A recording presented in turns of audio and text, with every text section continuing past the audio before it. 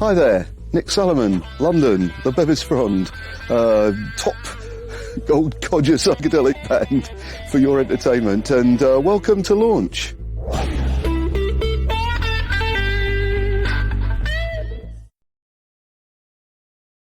I guess the psychedelic era from about 67 was coincided with the time that I was old enough to go out and go to gigs, you know. So I started going to gigs with my friends when I was about 15 or something like that, 14, 15, down in the West End of London, because I lived quite near there. We could walk down to the Marquee and stuff.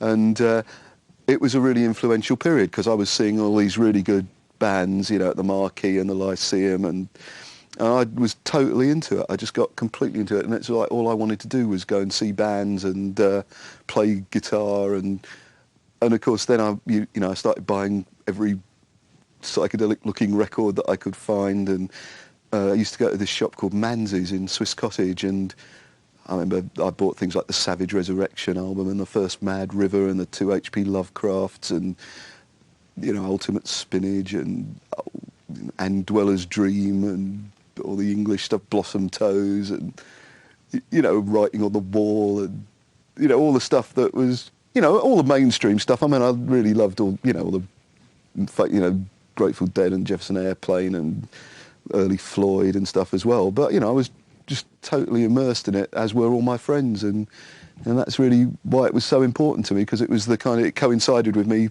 actually going out and being of an age where I could get into it really seriously. I'm 47, you know, I mean, I'm not young. I can't pretend I'm young, you know. And while I still listen to music and I buy new records, you know, I do have, you know, one foot placed firmly in the 60s, you know, because that's when I was most influenced by what was going on. But, you know, it didn't mean I'd remain there as some kind of tragic old git, you know, at least I hope not, you know. And the reason I write a lot of songs about it is because I've always tried very hard to avoid writing songs about love or all the other topics that pop songs are written about, like I love my woman or I'm going down the highway, and I've tried to avoid that because I thought it's been done so many times, it's pointless doing it again. So I kind of try to write about different topics, but ones that I kind of feel like I can say something about with a little bit of experience and understanding. But, you know, that's just for, once again, just for my own enjoyment, really, you know. But if other people like it, then it's nice to know that they kind of, you know, some other subjects you can sing about, you know. They asked me to do this, I did the gig at the Great American Music Hall, and afterwards this guy said, do you want to do a radio session tomorrow, or a radio interview?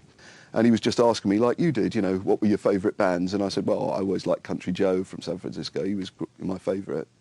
And I went for the radio interview in Berkeley, and this guy, I didn't realise it, but he was friends with Country Joe. And so when I got there, there's Country Joe sitting there, and they said, oh, Nick Solomon, meet Country Joe. And I kind of went, oh, wow, you know, because I'd seen him in the 60s when he came over to London. I'd seen him twice. I saw him at the Albert Hall and the Marquee, and he had all his records. So it was like, oh, geez, you know, what do you say when you know, you're good.